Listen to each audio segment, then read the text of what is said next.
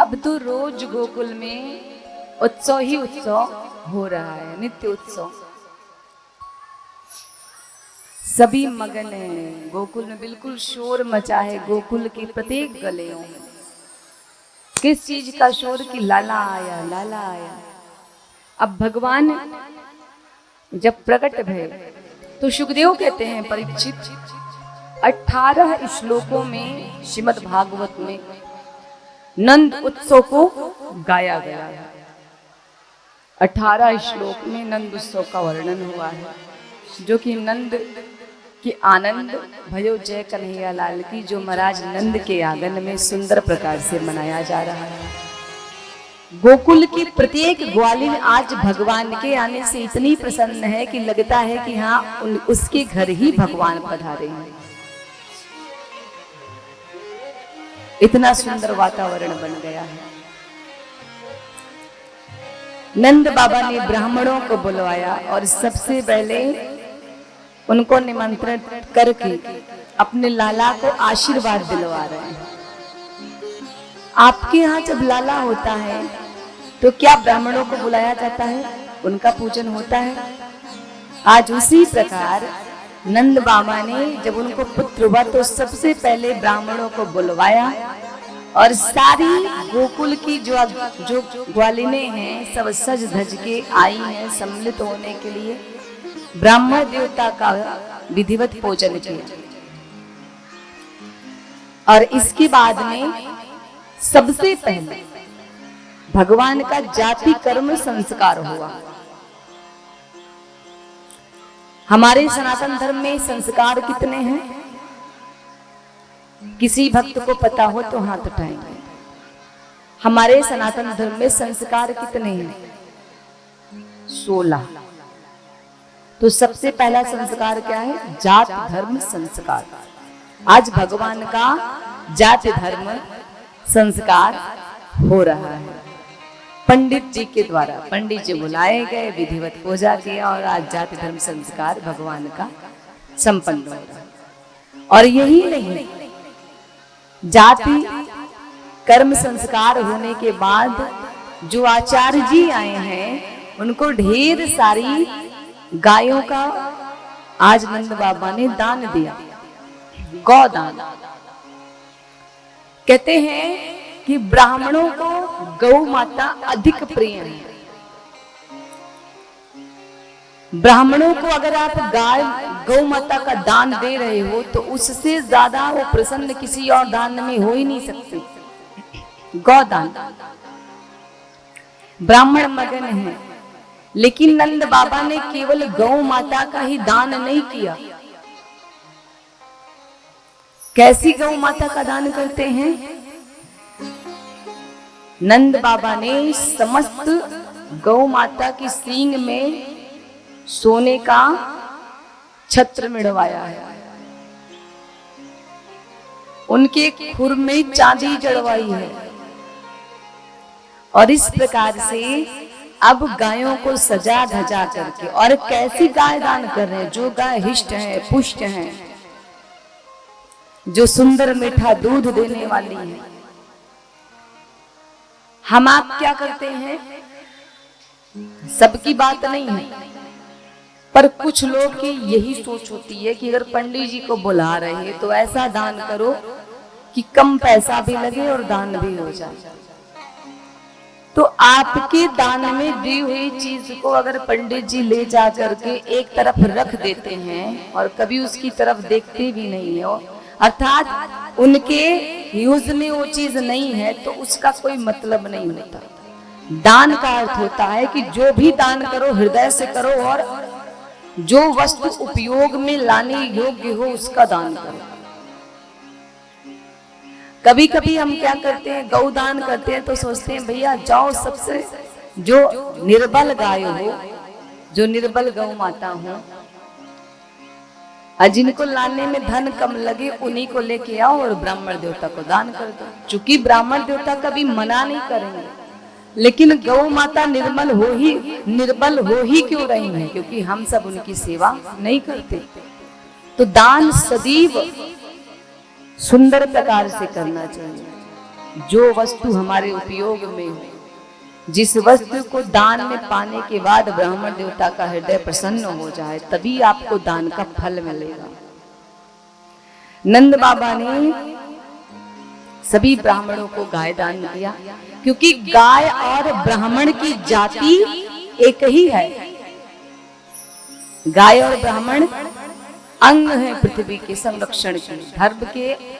धर्म को एक नियमित और सुलभ बनाने के लिए, सुलभ रूप से संचारित करने के लिए गाय और ब्राह्मण दो ही का बहुत महत्वपूर्ण योगदान है इस पृथ्वी पर। इसलिए गौ माता का कभी जो है अपमान नहीं करना चाहिए और ब्राह्मण का कभी अपमान नहीं करना चाहिए। अब सुखदेव जी कहते हैं कि सबसे पहले क्या हुआ, जाति कर्म संस्कार। अब आप जरा गौ माता के ऊपर ध्यान दीजिएगा। आज के इस समय में गौ माता की स्थिति बड़ी दयनीय हो गई है। हर जगह गौशाला खुल रहे हैं, कुछ में तो सेवा हो रही है ठीक प्रकार से, पर कुछ केवल कागजों पे ही गौशालाएं चल रही हैं, वास्तविक रूप में कोई सेवा नहीं हो रही। ठीक है, गौ माता का कितना बड़ा योगदान है पृथ्वी पर, हमारे धर्म के लिए, हमारी स्वास्थ्य के लिए, हमारे सनातन धर्म के लिए, हमारे देश के लिए। जरा एक मिनट के लिए सुनिएगा।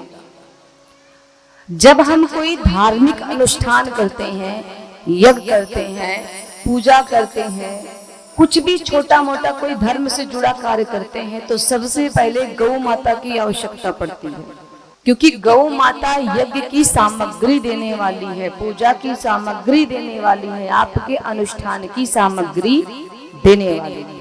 इसलिए गाय और ब्राह्मण यज्ञ के मूल अंग हैं। भाई ब्राह्मण नहीं होंगे तो पूजा नहीं हो सकती, कि हो सकती है? हम कर सकते हैं पूजा? नहीं। और गौ माता नहीं होंगी तो यज्ञ की जो पूजा की जो सामग्री है वो ही हमें नहीं मिलेगी, तो हमारी पूजा प्रारंभ कैसे हो? परीक्षित ने पूछा, प्रभु सुखदेव जी महाराज ये बताइए कि गौ माता का इस पूजा की सामग्री में योगदान क्या है? तो बताते हैं कि जब गौ माता हमारे घर में रहती हैं तो सबसे पहले उनकी विशेष कृपा होती है हमारे परिवार के ऊपर। जो भक्त, जो व्यक्ति के घर में गौ माता है और जा करके प्रेम से गौ माता बैठी हैं और उनके पीठ पे हम अपना हाथ सहलाते हैं, तो गौ माता की कृपा से जितने भी हमारे अंदर के रोग दोष होते हैं वो समाप्त हो जाते हैं। इसके बाद गौ माता जिस स्थान पे जल और चारा को पा करके, अर्थात भोजन से अपने संतुष्ट हो करके, जब उनका पेट भर जाता है, अपनी भूख को मिटा करके जिस स्थान पे प्रेम से सांस लेती हैं नेत्रों को बंद करके, अर्थात रमाती हैं, उस स्थान पे समस्त देवी देवताओं का वास हो जाता है और फिर उस घर में कभी दरिद्रता का आगमन नहीं होता। इसके बाद मैंने बताया ही था कि सबसे पहला क्या है, आप कोई भी धार्मिक अनुष्ठान कर रहे हो तो सबसे पहले दीपक जलाने के लिए आपको घी की आवश्यकता पड़ेगी। आजकल तो मार्केट से घी लाके दीपक जला देते हैं, पर ये घी शुद्ध नहीं होता। मैं आपको बताऊं, मार्केट में बिकने वाले घी से दीपक जलाने से अच्छा है कि आप जा करके तिल के तेल को लाइए, उससे दीपक जलाइए, वो शुद्ध है।